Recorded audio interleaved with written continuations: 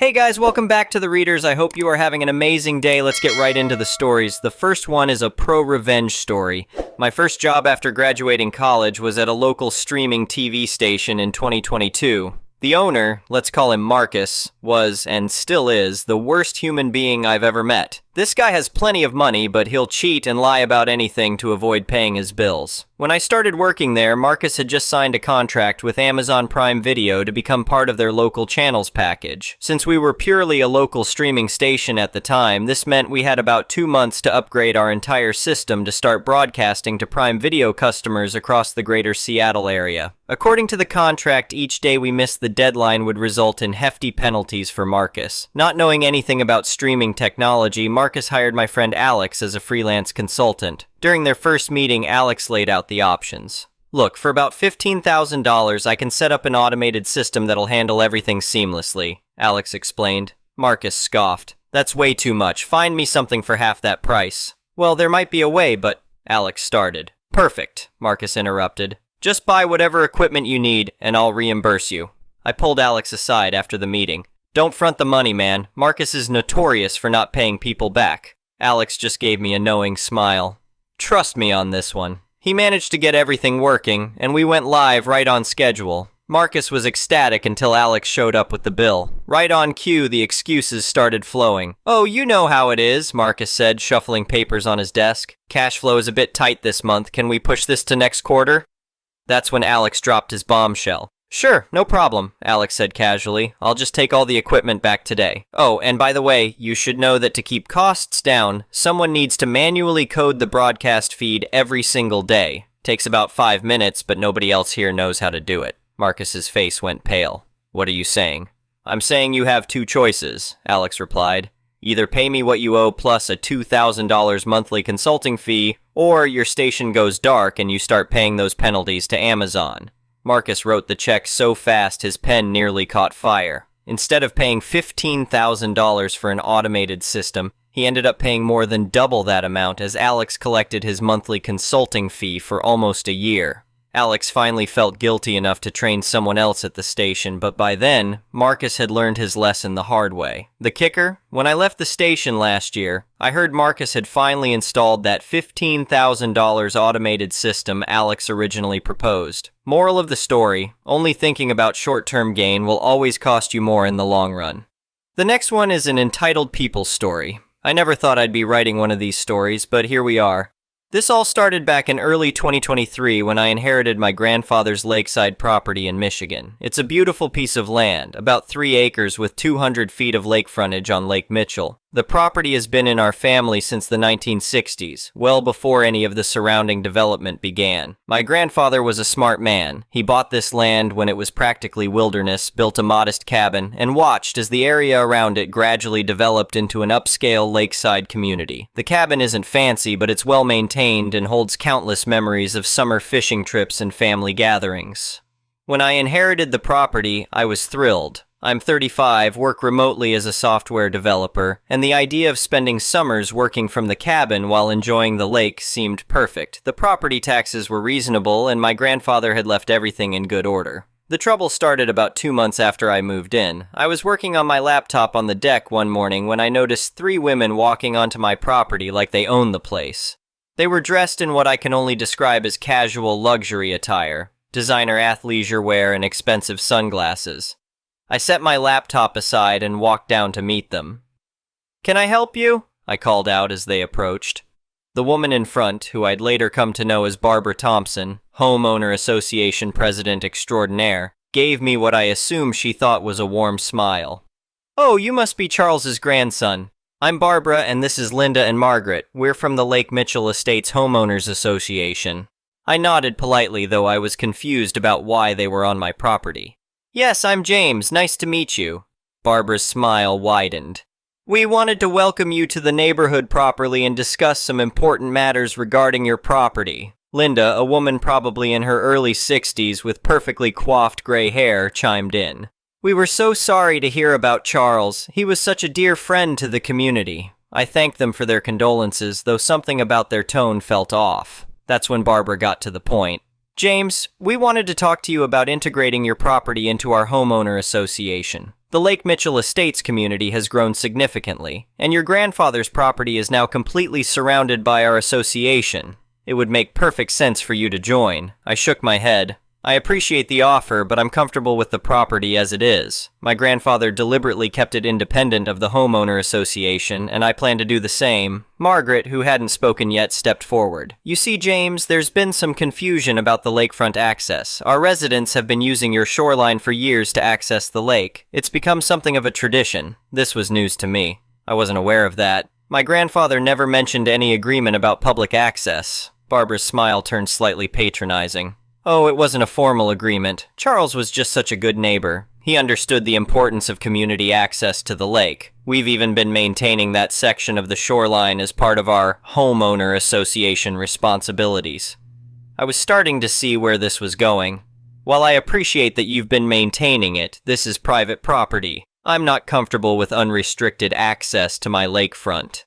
The temperature of the conversation dropped several degrees. Barbara's smile disappeared entirely. "James, perhaps you don't understand. Our community has over 50 homes, and many of them don't have direct lake access. Your grandfather's property has been a vital part of our community's lake activities for years."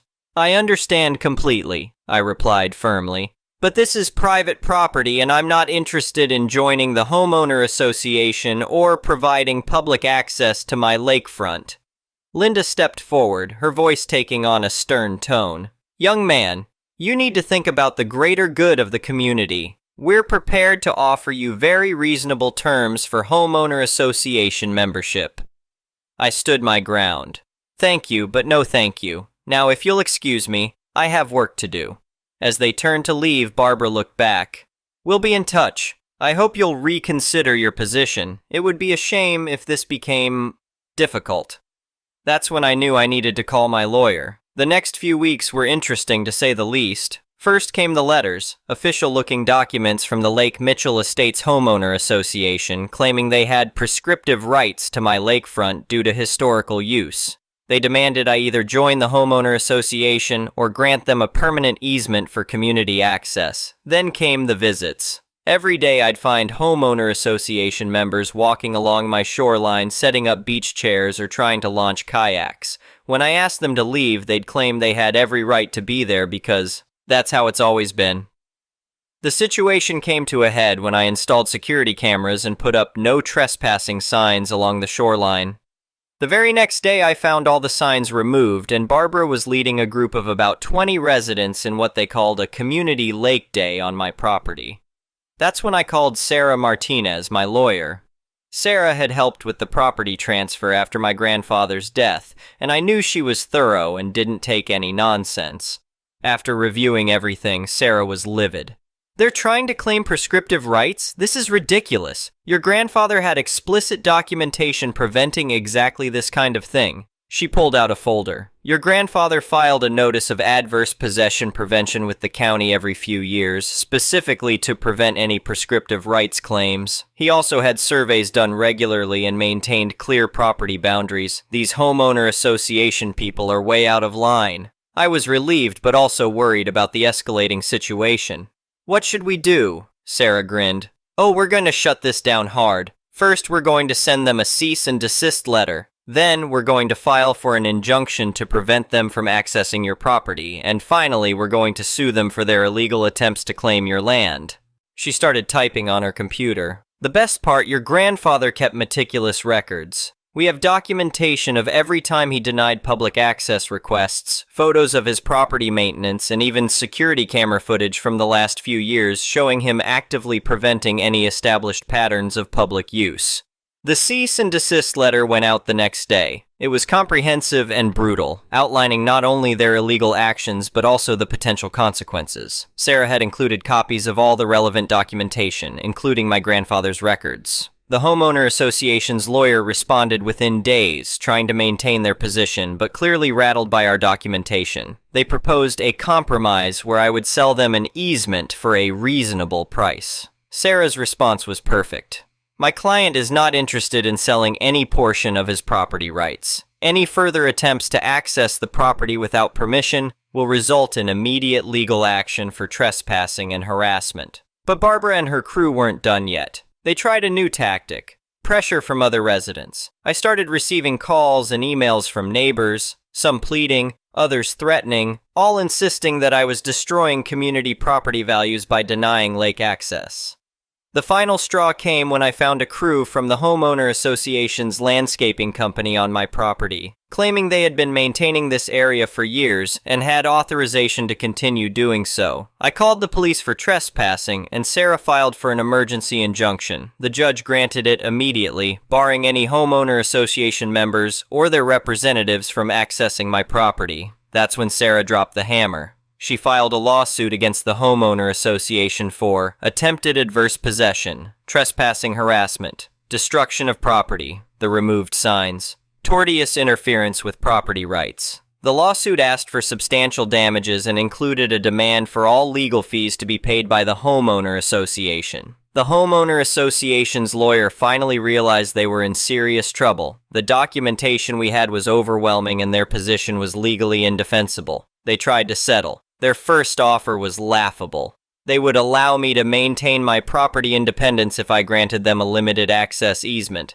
Sarah declined without even running it by me. Their second offer was better. They would pay for all legal fees and damages if we dropped the lawsuit. Sarah's counteroffer was brilliant. They would pay all legal fees, damages, and sign a legally binding agreement acknowledging my absolute property rights and promising never to attempt any adverse possession or easement claims in the future. They accepted. The aftermath was satisfying. The homeowner association had to pay over $50,000 in legal fees and damages. They also had to send a formal notice to all residents acknowledging that my property was private and that any trespassing would result in immediate legal action. Barbara stepped down as homeowner association president shortly after. Apparently, the homeowner association board wasn't happy about having to levy a special assessment to pay for her legal misadventure. I installed a proper fence along the property line and upgraded my security system. The cameras now cover every inch of the shoreline, and I haven't had a single trespasser since the settlement. The best part? Some of the more reasonable neighbors have actually apologized. One couple even brought over a bottle of wine and admitted they had no idea Barbara was operating without any legal basis. My grandfather's property remains exactly as he intended, a private, peaceful retreat where I can enjoy the lake without interference. The homeowner association learned an expensive lesson about respecting property rights, and I learned the value of having a great lawyer and keeping good records. As for Barbara, Linda, and Margaret, they still live in the community, but they cross the street when they see me coming. I hear they've turned their attention to complaining about other residents' mailbox colors and lawn ornaments. Some people never learn, I guess. Last summer, I hosted a family reunion at the cabin. As we sat on the deck watching the sunset over the lake, my dad raised a toast to my grandfather. "He would be proud," Dad said. "He always said this place was worth protecting, and you did just that." I couldn't agree more. Sometimes standing your ground isn't just about protecting property, it's about protecting principles and memories. The lake is beautiful this time of year, and I'm grateful I can enjoy it in peace, just as my grandfather intended. The whole experience taught me a valuable lesson. Never assume that being reasonable and minding your own business will protect you from unreasonable people. Sometimes you need to fight for what's rightfully yours, and having the right documentation and legal support makes all the difference. P.S. I've kept all the documentation, cameras, and legal papers in order just in case Barbara or her successors get any ideas in the future. But somehow I don't think they'll be trying anything again anytime soon. That special assessment hit their wallets hard enough to make a lasting impression. The next one is a petty revenge story. I work at a rather famous home supply and maintenance store. I won't say the name just in case, but to set the scene, a month or so ago, Karen and her husband came in to buy an appliance. They happened to come on a very busy day, and we only had 2 people in appliances, one of whom was going on her lunch. Well, apparently Karen wasn't happy that a couple of men who'd already been waiting were served ahead of her and pitched a tantrum, even going so far as to go up to the girl leaving for her lunch, who was no longer in uniform, was talking to another employee, and berating her for ignoring her. The girl told her multiple times she wasn't on the clock, and Karen informed her it didn't matter. She would help her right then. The girl told her she could wait or take her business elsewhere and went about her business. This apparently pissed off Karen and her husband as he proceeded to call customer service. I happened to be covering their desk. and began yelling at me that he was a GD man, and that if we were going to serve other men before his wife, we would ducking serve him first. I laughed at him, said that's not how things work, and hung up the phone. We don't take abuse at my store, I definitely refuse to, and the managers generally support us in that. The funny part? Our town has a local Facebook page where you can post reviews and events, and Karen decided to make a massive post about what happened, only she actually didn't. She twisted it so that it seemed she'd been purposely ignored. She hadn't, she just didn't want to wait in line. Denied service, she wasn't. She'd confronted and cursed out a teenage employee who was off the clock, and she and her husband had been verbally abused by every employee in the store. They had spoken to the girl and to me, and neither of us abused them. We were both abused. Of course, at first she got sympathy from a lot of women of the same mentality, a lot of no one wants to work anymore comments. But one of our cashiers happened to be told about it and showed me I'm petty. I'll admit it beforehand. But I made a fake Facebook account, I don't do social media much beyond lurking on Reddit, and joined the town's page. Needless to say, I first commented in explicit detail everything that actually happened, including direct quotes from the other girl. Then, to sink the duck you Karen knife a little deeper, I copied my post and replied to every comment on her post. This isn't actually what happened. What happened was insert comment here. Within moments, the entire town turned on her. Hundreds of comments calling her a liar and a horrid person. The next morning, the post was gone and she's never returned to our store. Was I a bit of a Karen myself? Maybe. But when it comes to my fellow employees, I tend to fight petty fire with petty fire. And thanks to this situation and several more since then, I've become the go-to for dealing with Karens and rude customers when my coworkers can't get a hold of a manager. No way this can end badly, right? The next one is a malicious compliance story. At the end of every year, we have to do this ridiculous self-appraisal as part of our performance review. Normally, it's 3 or 4 questions based on your goals for the past year. Did you accomplish your goals? What roadblocks did you overcome? How did you become a better employee? Etc. This year, I got a new boss who, instead of the usual 5 goals, assigned me 25. Yes, a total of 25 highly specific goals for me to accomplish throughout the year. Since January, I've been knocking them down and moving to the next one or working on long-range projects that included multiple goals. I did really well, all things considered, and even got a promotion. Nice. That brings us to the annual performance evaluation. I had a lot of goals, 25 of them if you recall. My plan was to write a short essay that broke down the year by quarter and outlined all of the goals I met and a short description of how meeting that goal helped the team make progress. Clean, simple, and complete. Except my boss has this form. This form includes 6 sections with 4 to 7 questions per section, for a total of 33 separate questions per goal. That's 825 questions. Each question requires at least 150 words to be considered complete. He handed me the evaluation packet last week and said I needed to turn it in by Thanksgiving. After getting a couple of questions into the thing, I realized it wasn't just asking for narrative, but data and analysis. Sometimes multiple data points per question. I spent 2 entire days just completing one goal, which comprised 12 written pages, 2 spreadsheets, and 14 separate graphics. Doing the math, I realized it was going to take me 48 business days to complete the remainder. I asked my boss if this is really what he intended, and he said, "Just do it like I said, sure thing." I cleared my calendar through Thanksgiving, not one meeting, declined all project requests in Asana, turned on Busy in Teams, turned on auto replies in Outlook for a full month. When my boss's boss, our VP, came by and asked why I wasn't responding to any requests or responding to email, I explained the situation. What's funny is he said, "Yeah, he's a real stickler for detail. I guess he needs to learn how to deal with reality. Carry on." I'm up to about 130 odd written pages. This thing is going to be bigger than my dissertation, and he still hasn't come by to ask why I'm not coming to meetings anymore. Maybe this really is what he wants. A team lead doing useless paperwork for 6 weeks. Whatever. They're paying me. The next one is an entitled People's Story. Today I go to visit my parents and having dinner with them. After the meal, I helped her wash the dishes and cleaning. When we were cleaning, my mother and I were just having a conversation as usual. It was a regular conversation, and nothing happens until my mom talks about my communication skills and facial expressions. I know that my eyes sometimes look angry and indicates I am furious. I'm really working on how to be healing, how to control my emotion and my facial expression when communicating with stranger in order to keeping my eyes as comfortable as possible. My mom probably wants me to notice about that, and that's okay. But when talking about my eyes, my mom again recalling a story from 8 years ago, which I almost forgot about it.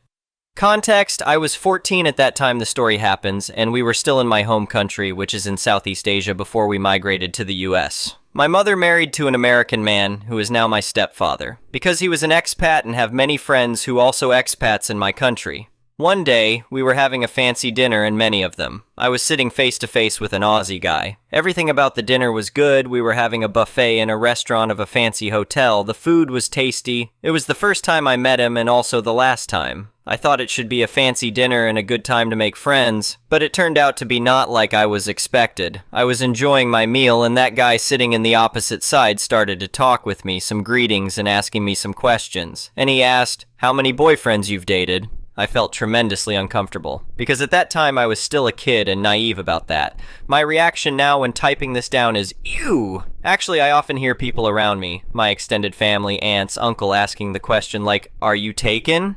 Do you have a girlfriend, boyfriend?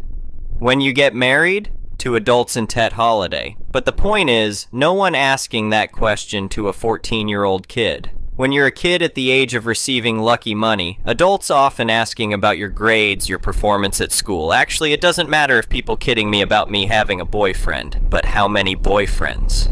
Not a good joke.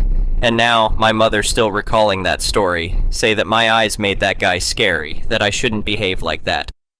To be honest, I have never icily gotten angry to a person without a reason. For many years, I am not supposed to share this story on the internet, and I don't give a crap about that guy, and don't let him bother me.